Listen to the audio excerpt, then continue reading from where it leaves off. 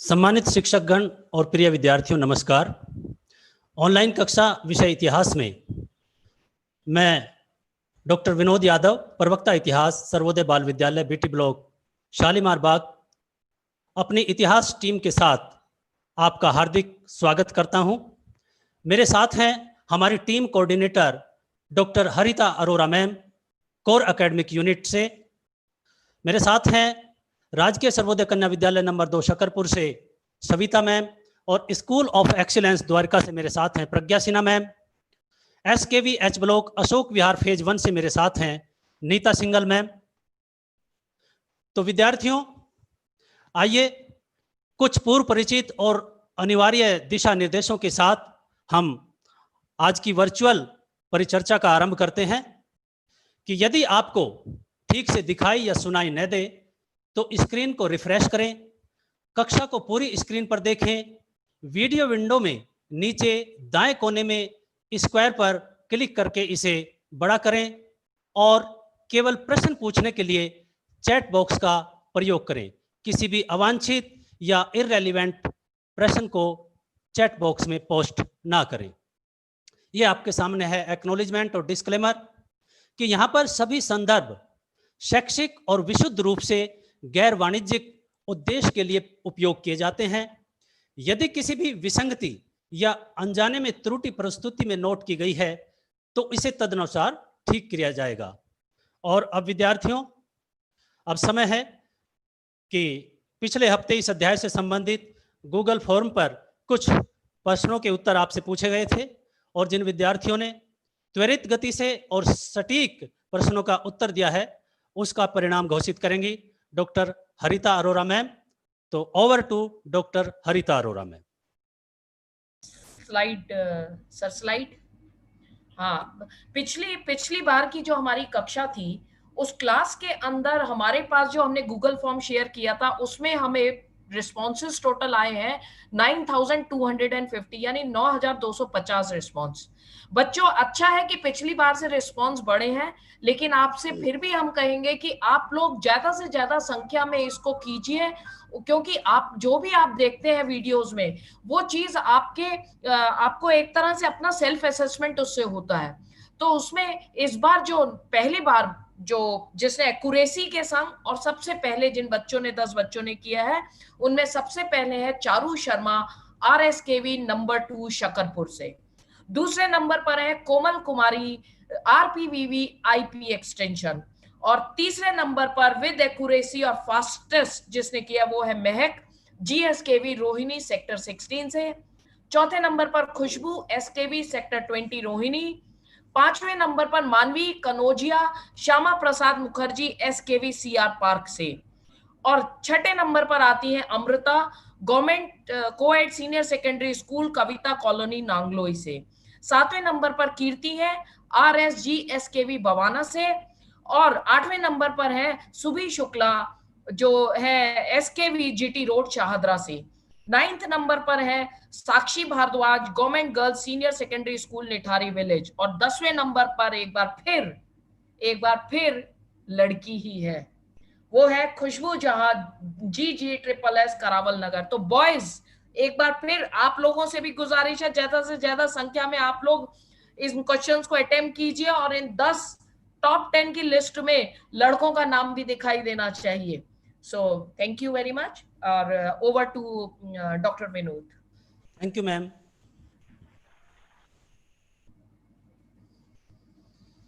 Chapter 6 Bhakti सूफी परंपराएं, धार्मिक विश्वासों में बदलाव और श्रद्धा ग्रंथ।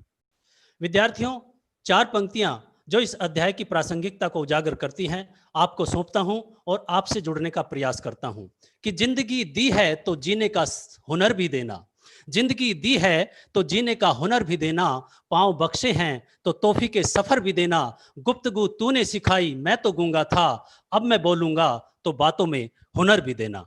इसी के साथ हम आगे बढ़ते हैं। विद्यार्थियों, पिछली कक्षा में आपने पढ़ा था धार्मिक विश्वासों और आचरणों की गंगा जमनी बनावट के बारे में।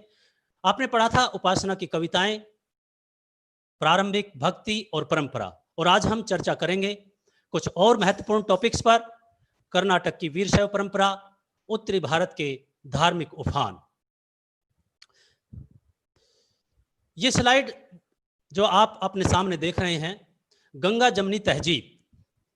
विद्यार्थियों, इस स्लाइड पर आप देख रहे हैं कि इंद्रधनुष के 7 रंगों की भांति नाना प्रकार के रंगों से इस कलाकृति को, इस मोज़ेक को सजाया गया है।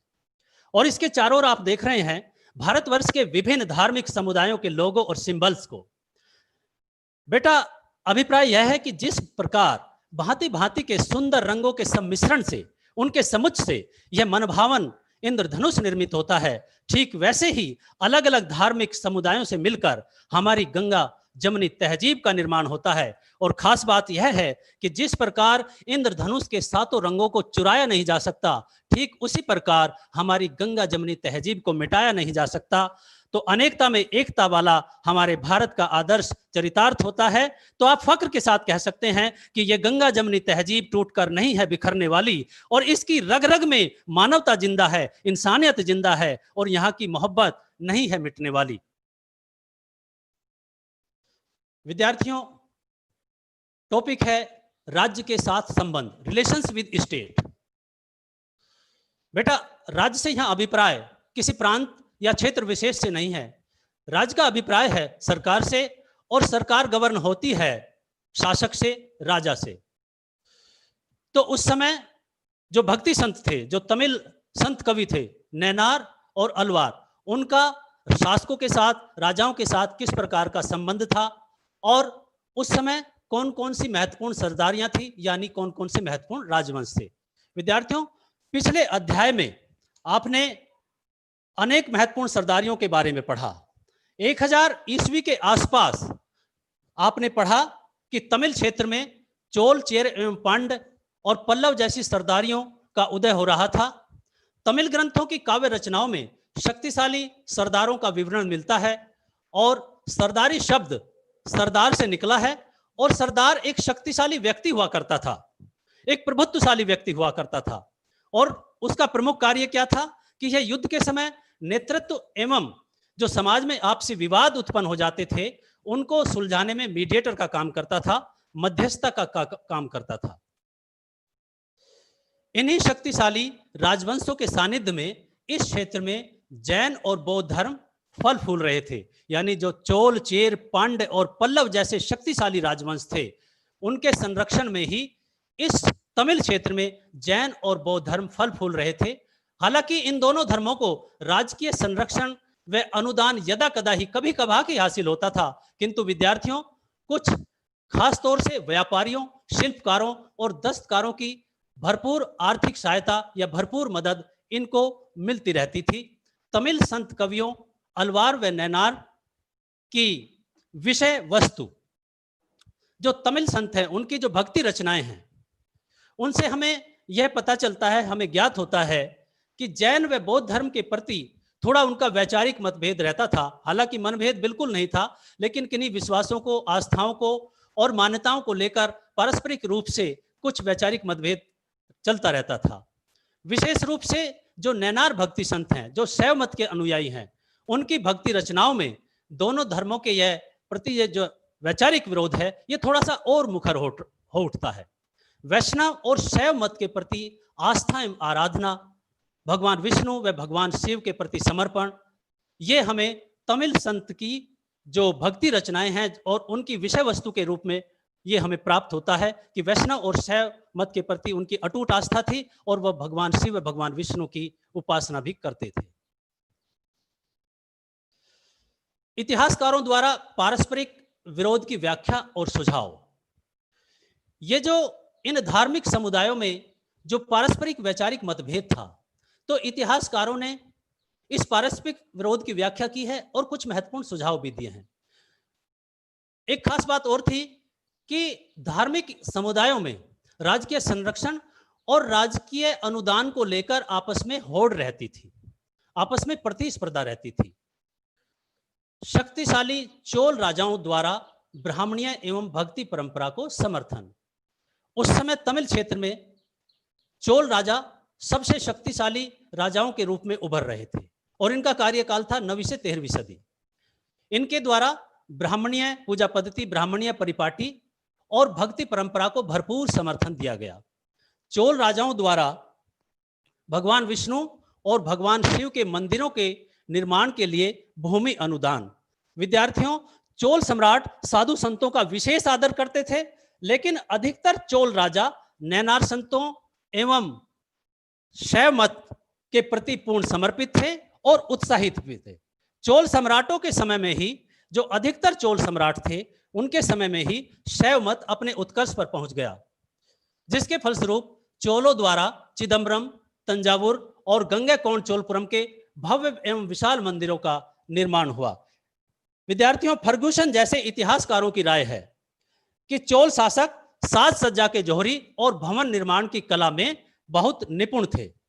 चोल शासक प्रांतक प्रथम ने चिदम्बरम के शिव मंदिर में तांडव नृत्य शैली में कांसे की नटराज प्रतिमा को स्थापित करवाया और तंजावुर के शिव मंदिर का निर्माण राजराज प्रथम ने करवाया और राजेंद्र प्रथम ने गंगैकोंड चोलपुरम के भव्य और विशाल शिव मंदिर का निर्माण कराया।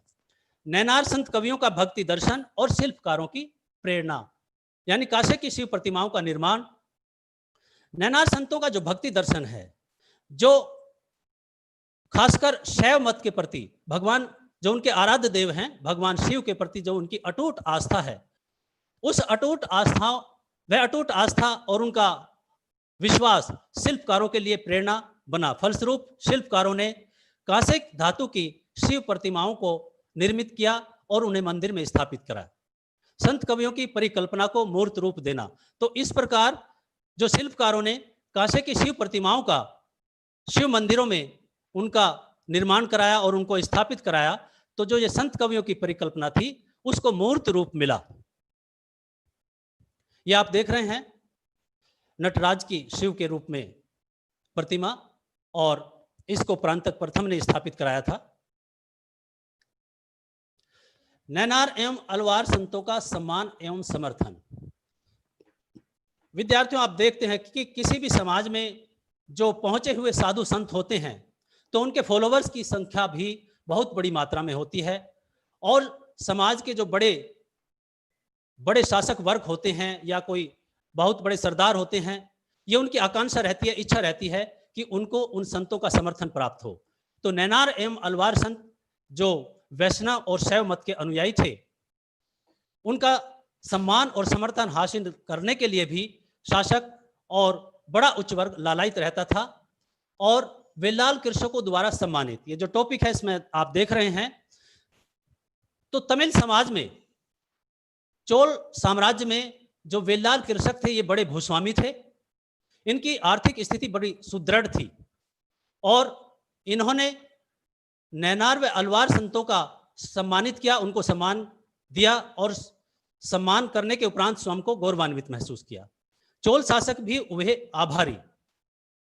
चोल शासकों ने खास तौर पर नैनार संतों का समर्थन और सम्मान करके स्वयं को बड़भागी समझा, स्वयं को थैंकफुल समझा। चोल शासक हमेशा नैनार संतों का समर्थन प्राप्त करने के लिए लालायित रहते थे। चोल राजाओं द्वारा विशाल मंदिरों का निर्माण, तो उनके सम्मान में, उनके आदर को और आगे बढ़ाते हुए चोल राजाओं ने शैव मत को समर्पित विशाल शिव मंदिरों का निर्माण कराया। चोल शासकों ने संत कवियों के तमिल भाषी संगीत में भजनों के गायन को मंदिर परिसर में प्रचलित करवाया।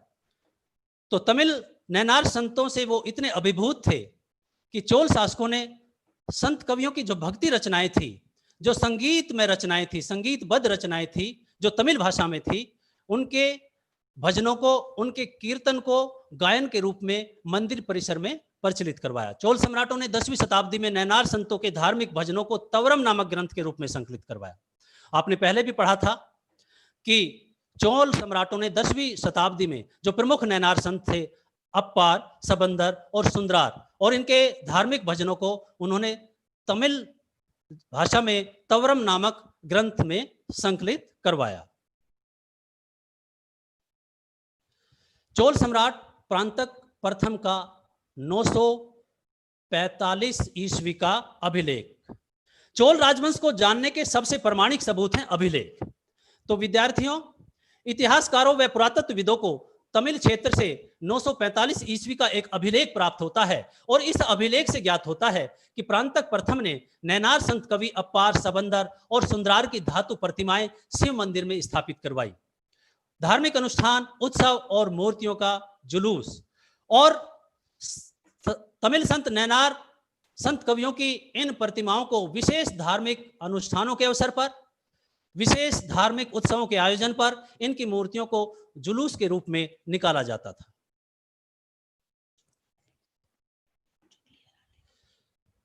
सविता मैम, यहां तक क्लियर है? हाँ जी सर, ऑल क्लियर, बहुत बढ़िया, चलिए। Thank you ma'am. Next topic है विद्यार्थियों, कर्नाटक की वीरशैव परंपरा। वीरशैव आंदोलन का उद्भव बासवन्ना का प्रारंभिक मत और लिंगायत के संस्थापक। नाम से ही स्पष्ट है, वीरशैव, शिव के वीर। विद्यार्थियों, वीरशैव आंदोलन का उद्भव 12वीं सदी में कर्नाटक में ये जो एक नवीन धार्मिक आंदोलन के रूप में इसका उद्भव हुआ और इसकी स्थापना बासवन्ना नाम के ब्राह्मण ने की। बासवन्ना एक दार्शनिक व समाज सुधारक थे और उनका जन्म कर्नाटक के बीजापुर जिले में 1106 ईस्वी में हुआ। बासवन्ना प्रारंभ में जैन धर्म के मतानुयायी थे और चालुक्य वंश के राजा के दरबार में एक उच्च पद पर आसीन थे, मंत्री के पद पर। लिंगायत समुदाय की पहचान और विश्वास। विद्यार्थियों, लिंगायत समुदाय की पहचान और विश्वासों के बारे में हम पढ़ेंगे।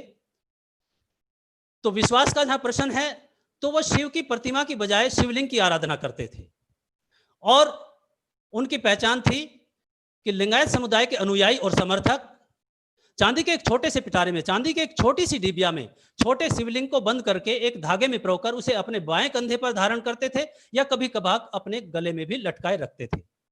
मृत्यु उपरांत शिव में समाहित एवं सांसारिक आवागमन से छुटकारा। लिंगायतों का ऐसा विश्वास था कि मृत्यु के उपरांत उनके श्रद्धालुओं का इस सांसारिक आवागमन से छुटकारा मिल जाएगा, उनको मुक्ति मिल जाएगी और वे भगवान शिव में लीन हो जाएंगे, समाहित हो जाएंगे। लिंगायतों की समाज सुधार से संबंधित अवधारणा। तत्कालीन समाज में कौन कौन सी सामाजिक बुराई थी, कौन कौन सी कुरीतियां थी, उन पर लिंगायतों ने उन पर प्रहार किया और उनको दूर करने का प्रयास किया अपनी शिक्षाओं के माध्यम से। उस समय समाज में जो ब्राह्मणों का वर्चस्व स्थापित था उसको चुनौती देते हुए लिंगायतों ने जाति प्रथा का खंडन किया, अस्पृश्यता यानी छुआछूत का विरोध किया, पुनर्जन्म के सिद्धांत का खंडन किया, यानी पुनर्जन्म में उनका कोई विश्वास नहीं था। और लिंगायत क्योंकि बहुत उदारवादी दृष्टिकोण रखते थे और समरसता में इनका विश्वास था, समदृष्टि से सबको देखते थे, इसलिए दलित, वंचित, पिछड़े, वनवासियों का इनको समर्थन हासिल हुआ। इसके साथ साथ इन्होंने जो एक सामाजिक बुराई थी कि विधवाओं का पुनर्विवाह नहीं हो सकता था, इसलिए इन्होंने विधवा पुनर्विवाह और उसके साथ साथ वयस्क विवाह को भी मान्यता दी। कन्नड़ साहित्य और वीर शैव परंपरा की उत्पत्ति। विद्यार्थियों, कर्नाटक की राजभाषा है कन्नड़ और कन्नड़ साहित्य में ही वहां के जो श्रद्धालु यायावर भिक्षुक थे और जो श्रद्धालु स्त्री पुरुष थे, उन्होंने कन्नड़ साहित्य के माध्यम से इसे आगे बढ़ाया। इस प्रकार वीरशैव परंपरा की व्युत्पत्ति हुई। आप देख रहे हैं बॉक्स में कि एक यहां पर प्रश्न भी पूछा गया है कि अनुष्ठानों के प्रति बासवन्ना के रवैये की व्याख्या कीजिए और वे किस तरह से श्रोता को अपनी बात समझाने का प्रयत्न करते थे। कि अनुष्ठान और यथार्थ संसार, यानी बासवन्ना और उनके अनुयायियों का यज्ञ अनुष्ठान में कोई रुचि नहीं थी, वो बलि प्रथा का विरोध करते थे और जो यथार्थ की सामाजिक परंपराएं हैं उनमें वो विश्वास करते थे। उनका एक वचन है जो उनके द्वारा रचित है, उसमें वो कहते हैं उन लोगों से जो यज्ञ अनुष्ठान करते हैं कि आप पत्थर से बने सर्प को देखते हैं तो उस पर दूध अर्पण करते हैं, दूध चढ़ाते हैं और यदि वहीं कोई असली सांप आ जाए तो आप उसे मारने दौड़ते हैं।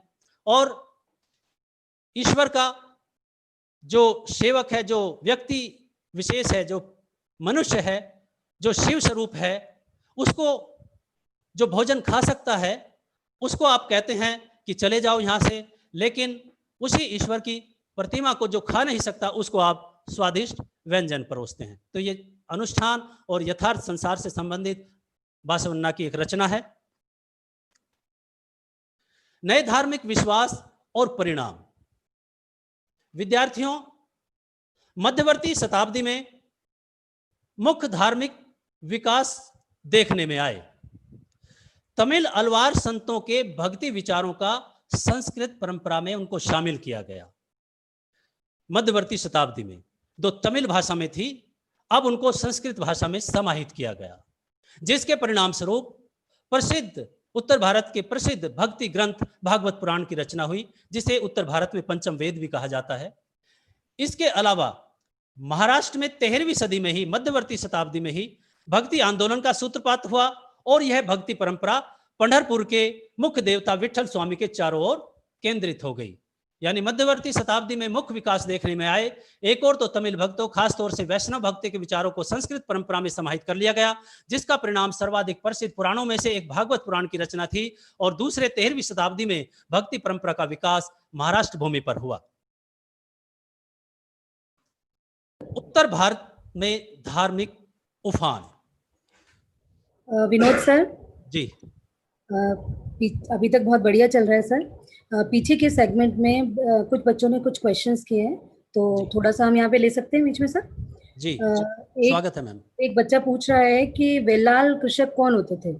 तो बेटा मैं आपको बता दूं कि जो वेल्लाल कृषक होते थे वो उस समय की रिचेस्ट फार्मिंग कम्युनिटी थी साउथ इंडिया में।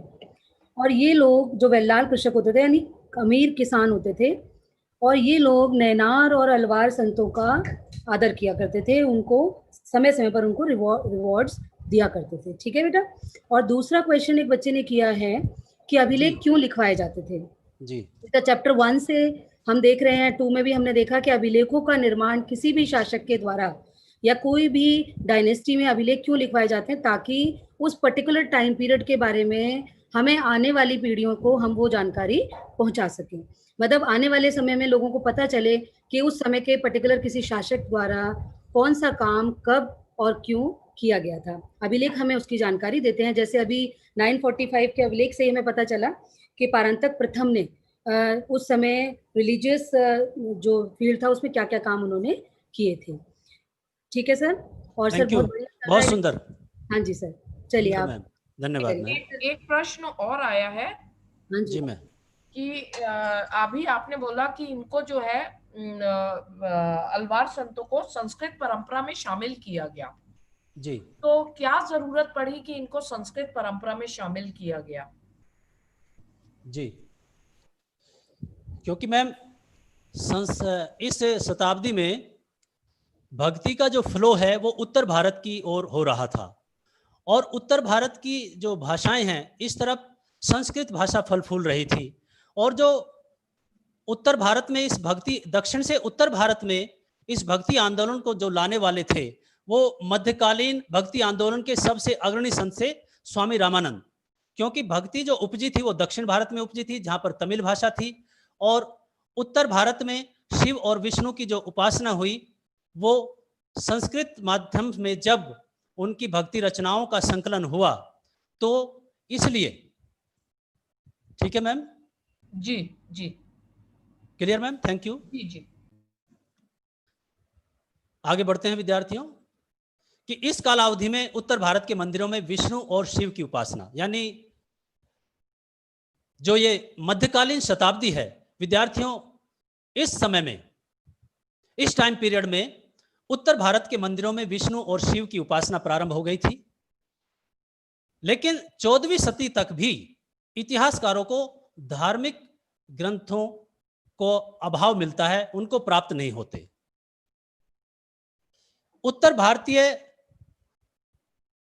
भक्ति ग्रंथों के अभाव का कारण अधिकतर इतिहासकारों का यह मत है कि इन राज्यों में ब्राह्मणों को महत्वपूर्ण स्थान प्राप्त था।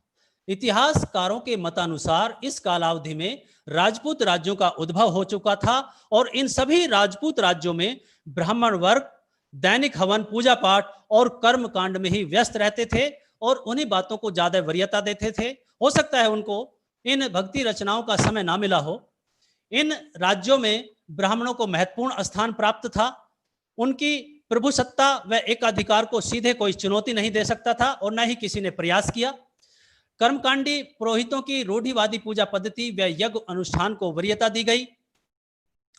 यानी ब्राह्मण व पुरोहित वर्ग के अलावा जो यज्ञ अनुष्ठान थे उसमें चाहे किसी दूसरे वर्ग का कोई भी प्रबुद्ध व्यक्ति था, कोई भी इंटेलेक्चुअल था, वो दखलंदाजी नहीं कर सकता था। अनुष्ठान कार्यों में अन्य किसी का हस्तक्षेप संभव नहीं था।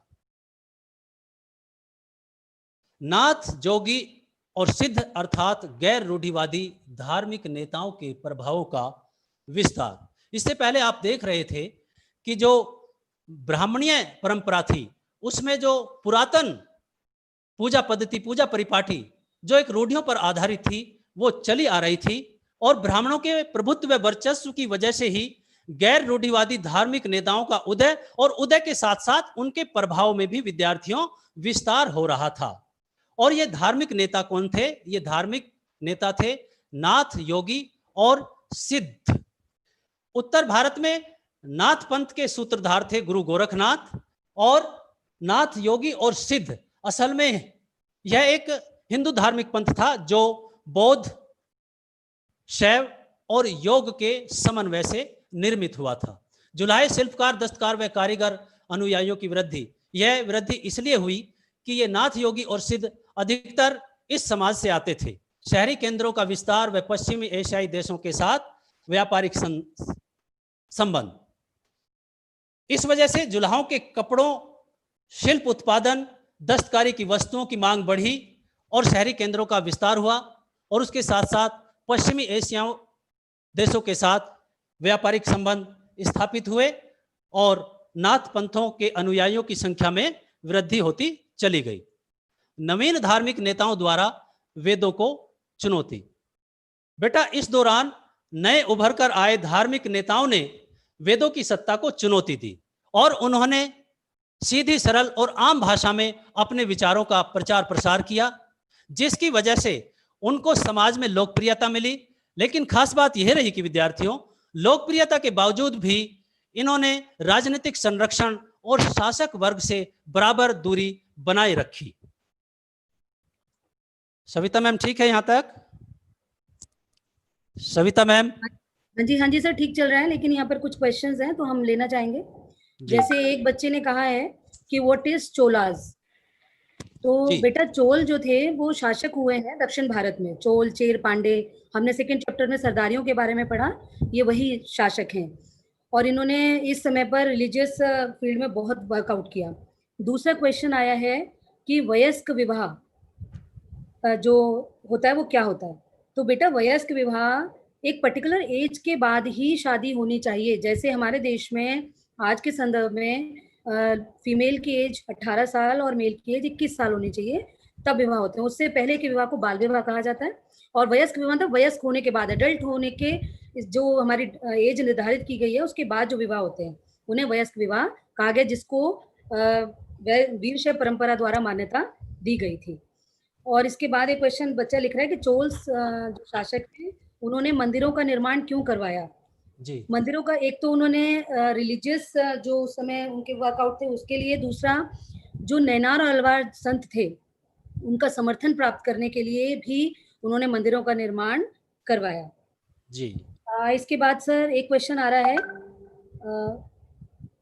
उन्होंने पूछा है बच्चों ने कि शिवलिंग की पूजा क्यों करते थे शिव आइडल को वर्शिप करने की बजाय। तो बेटा, उन्होंने अपना पूजा का ढंग जो उनको ठीक लगा, जिस तरह का उस समय पर उन्हें लगा कि हमें, उन्होंने अपना एक मूर्ति की पूजा ना करके उन्होंने एक प्रतीक की पूजा की और उसको ही उन्होंने धारण भी। बहुत सुंदर बेटा, उन्होंने शिवलिंग को पूजा बजाय के शिव की किसी प्रतिमा को पूजने की बजाय। ठीक है सर, आगे आप अपना कंटिन्यू कर सकते हैं। Thank you ma'am. Okay, thank you sir. तो विद्यार्थियों, यहाँ तक निष्कर्ष निकलता है कि चाहे अलवार या नैनार संत हो या बौद्ध और जैन धर्म के अनुयायी हो या लिंगायत हो या नाथ, योगी और सिद्ध हो, जो ये तमाम धार्मिक विश्वास हैं, धार्मिक नेता हैं और उनकी आस्थाएं हैं, उनकी पूजा पद्धति है, उनकी पूजा परिपाटी है, वो अलग अलग रास्तों के माध्यम से उनका ईश्वर को प्राप्त करने का, ईश्वर को अनुभूत करने का अलग अलग मार्ग हो सकता है। लेकिन विद्यार्थियों, ये गंगा जमुनी तहजीब की खुशबू है और गंगा जमुनी तहजीब की विशेषता है कि उनका मकसद एक ही है, उनका उद्देश्य एक ही है, और वह मकसद है शांति, सादगी, सुचिता, सद्भावना, पारस्परिक प्रेम, मानवीय मूल्यों को आगे करना, आपस में समन्वय स्थापित करना, सामंजस्य स्थापित करना, भाईचारे को बढ़ाना और इंसानियत को जिंदा रखना, प्रेम भावना का प्रचार करना।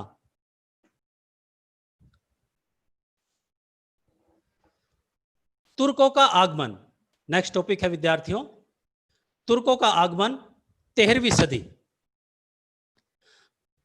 13वीं सदी के आसपास भारतवर्ष में और विशेष रूप से दिल्ली के आसपास तुर्कों का आगमन हुआ और दिल्ली सल्तनत की स्थापना हुई। विद्यार्थियों, जो तुर्क थे उन्होंने जब यहाँ पर आक्रांताओं के रूप में वो आए तो उन्होंने देखा कि दिल्ली और उसके आसपास राजपूत राजाओं का शासन है। दिल्ली और अजमेर पर राजपूत वंश के पृथ्वीराज चौहान का शासन था। तुर्क आक्रांताओं ने उनको पराजित किया और जिसके फलस्वरूप दिल्ली सल्तनत की स्थापना हुई।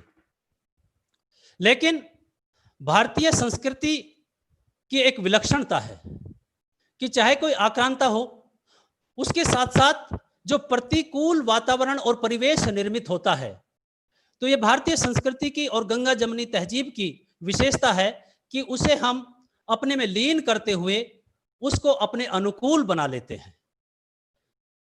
तो राजपूत राज्यों की पराजय के उपरांत दिल्ली सल्तनत की स्थापना हुई और दिल्ली सल्तनत की स्थापना से ही भारत में सूफी परंपरा का आगमन हुआ।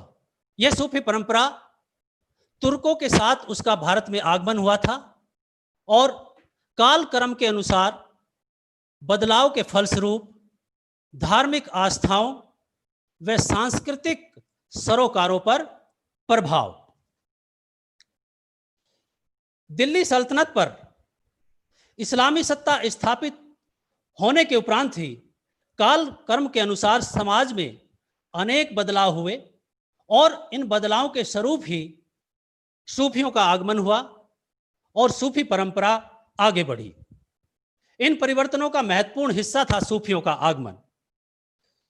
दिल्ली सल्तनत में जब तुर्कों का आगमन हुआ तो विद्यार्थियों, उनके साथ अनेक प्रसिद्ध सूफी संत भारत में आए, जैसे कि ख्वाजा मोइनुद्दीन चिश्ती, और वो अजमेर में आकर बस गए और वहां पर उन्होंने एक सूफी परंपरा के नए सिलसिले की शुरुआत की और उस सिलसिले को चिश्ती सिलसिले के रूप में ही जाना जाता है।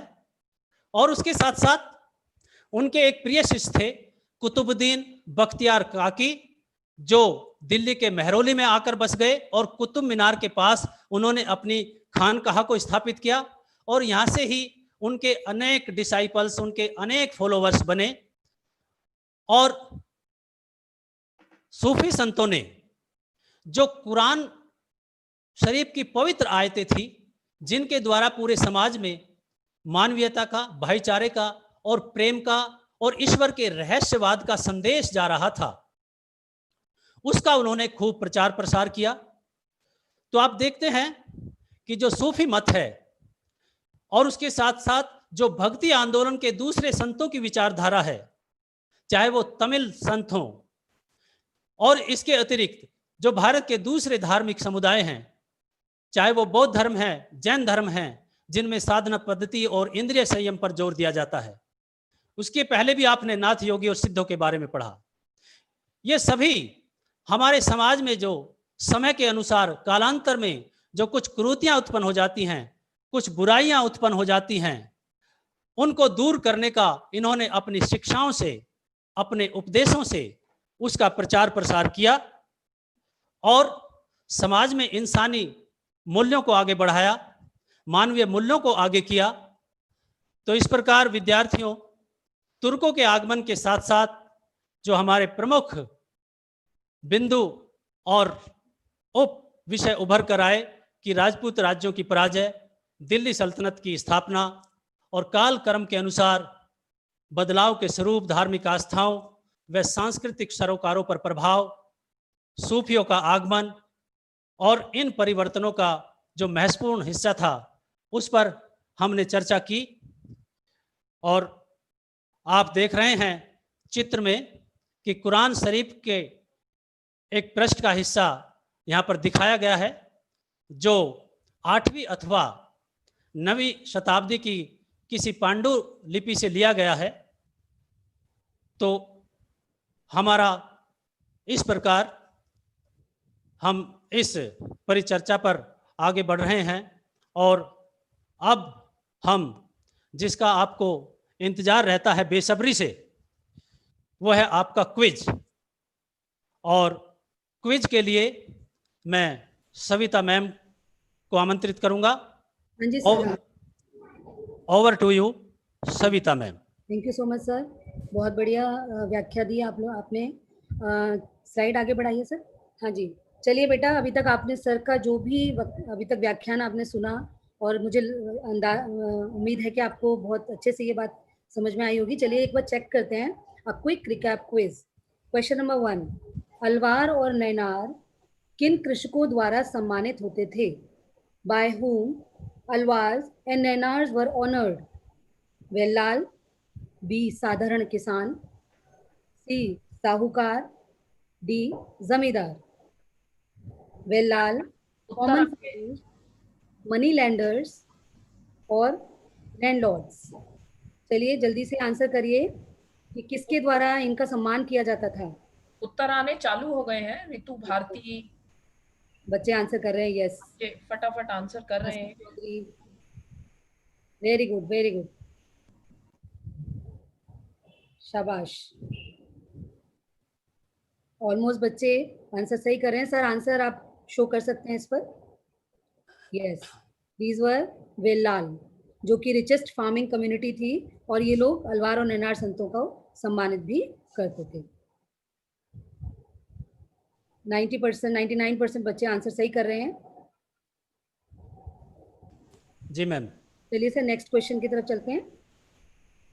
क्वेश्चन नंबर 2, अपने बाएं कंधे पर चांदी के पिटारे में निम्नलिखित में से कौन एक छोटा शिवलिंग धारण करते थे? Who among the following wore a small Shivlinga in a silver box on their left shoulder? A. Alwar, B. Lingayats, C. Nayanar और D. संत कबीर, यानी जो पोएट, जो सेंट थे हमारे, वो इनमें से कौन थे जो अपने बाएं कंधे पर एक छोटा शिवलिंग धारण करते थे? बच्चे भी हाँ देने लगे आंसर सेकंड क्वेश्चन का भी। वेरी गुड, वेरी गुड, बहुत अच्छे। आंसर पोस्ट करूं मैम? आंसर बच्चे दे रहे हैं। यस जी।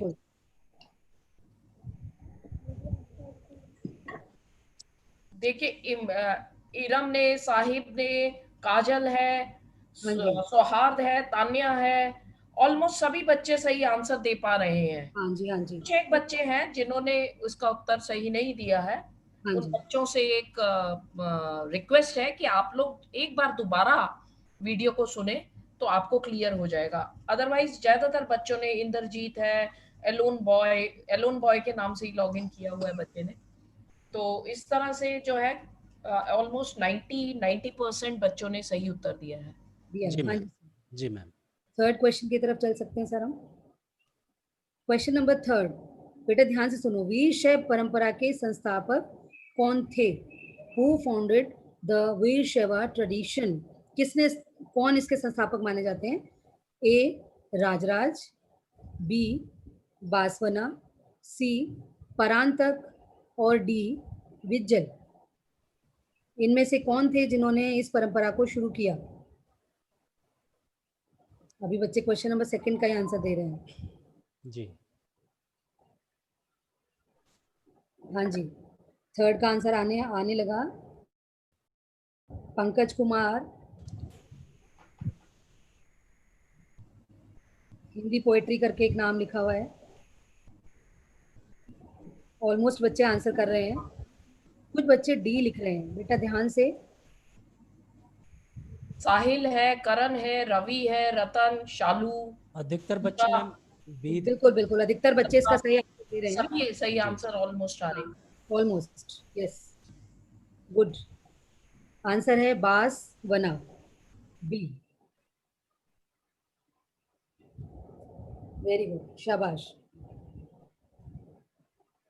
चलिए सर, हम नेक्स्ट क्वेश्चन की तरफ चलें। हाँ जी, प्रश्न 4, क्वेश्चन नंबर 4, लिंगायतों के सामाजिक सुधार कौन से थे? What were the social reforms of लिंगायतास? पहला, जाति प्रथा का विरोध, opposition to caste system, B, पुनर्जन्म में अविश्वास, मिसट्रस्ट इन रीबर्थ, सी, श्राद्ध संस्कार का खंडन, रेफ्यूटेशन ऑफ द श्राद्ध ceremony, and D, all of the above, उपरोक्त सभी। इनमें से कौन से ऐसे काम थे जो लिंगायतों द्वारा किए गए, जो सामाजिक सुधार उन्होंने किए? सृष्टि चौहान, मुबारक अली नंबर 1, अंकित कुमार, बीना कुमारी, आशीष कुमार, अतुल चौहान, उषा राठौर। ऑलमोस्ट सभी आंसर्स दे पा रहे हैं, लेकिन कुछ बच्चों के हैं, तो बच्चों ने बहुत ध्यान से सुना है लेक्चर को और बड़े अच्छे से आंसर भी कर रहे हैं। कुछ एक आध बच्चे हैं जो नहीं कर पा रहे हैं आंसर, लेकिन कोई बात नहीं बेटा, आप लोग भी ध्यान से देखिएगा। उपरोक्त सभी, ये सभी कार्य लिंगायतों के द्वारा, लिंगायत समाज के द्वारा किए गए थे। तो ये हमारा क्विक रिकैप क्विज अच्छा रहा, बच्चों ने बहुत बढ़िया से रिस्पॉन्स किया। तो सर अब आप आगे कंटिन्यू कर सकते हैं। Thank you so much. Thank you ma'am.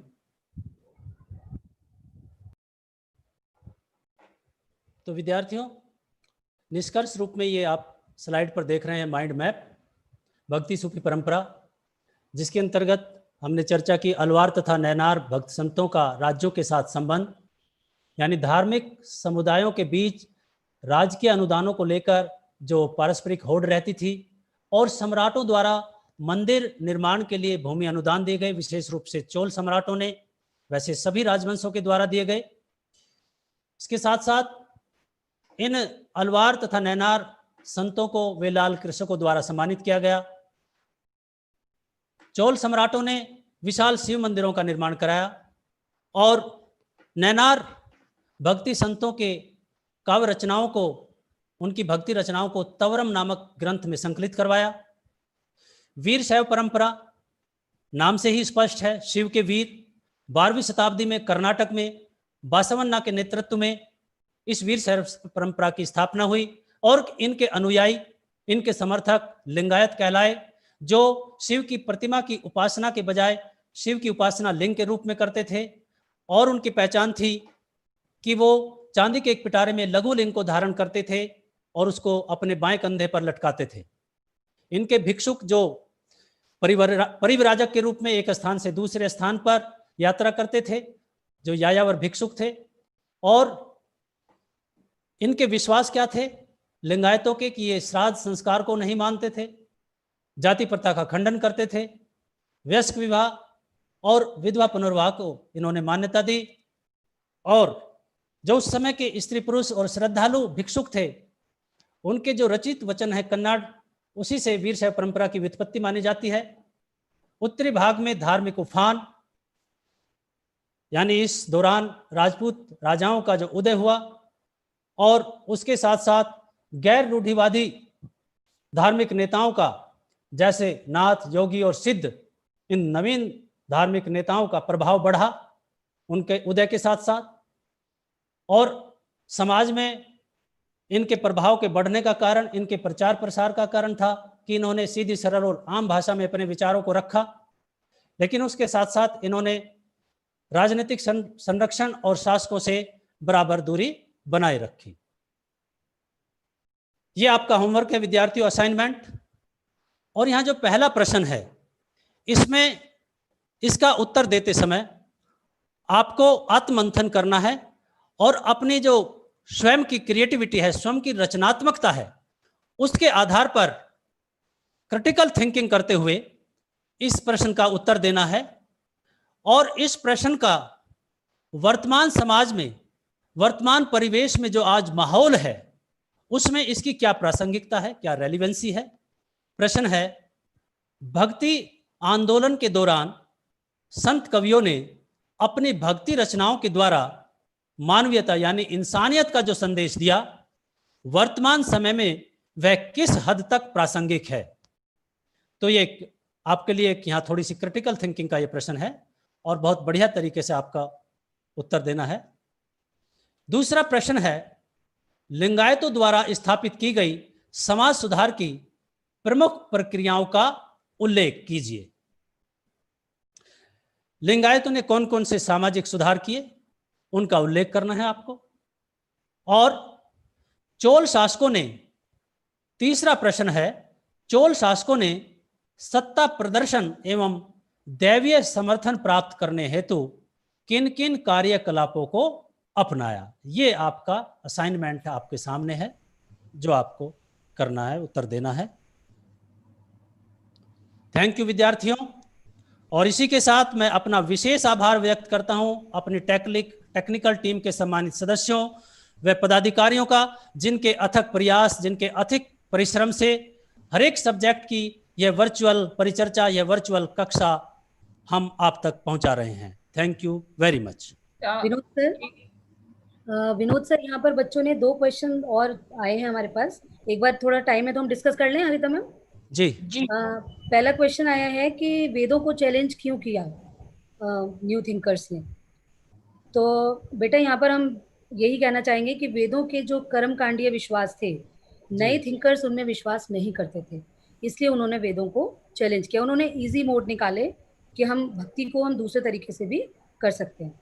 दूसरा क्वेश्चन आया है, सर आप कुछ कहना चाहें तो आप बताइए इसके बारे में। जी।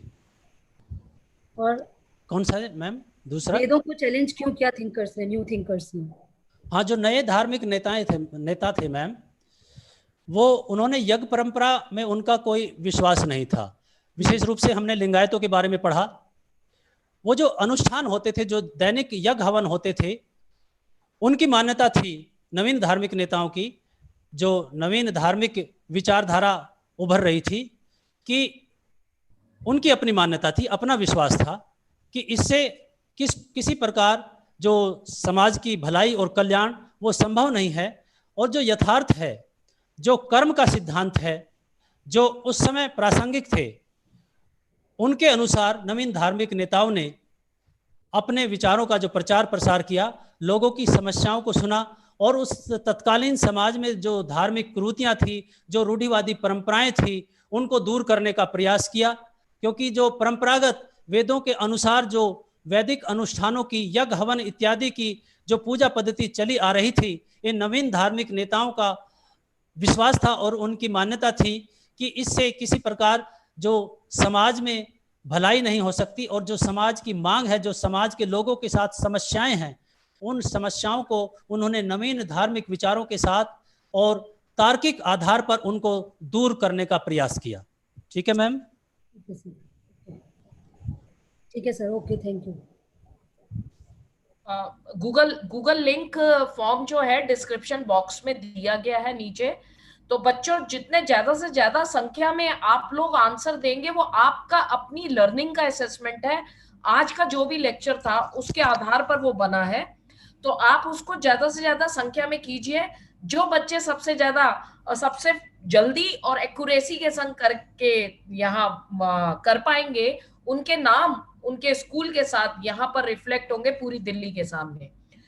केवल बात यही नहीं है, वो अच्छा तो लगता है, लेकिन साथ ही साथ आप अपनी लर्निंग का खुद टेस्ट कर पाएंगे, तो उसको आप लोग जरूर कीजिए।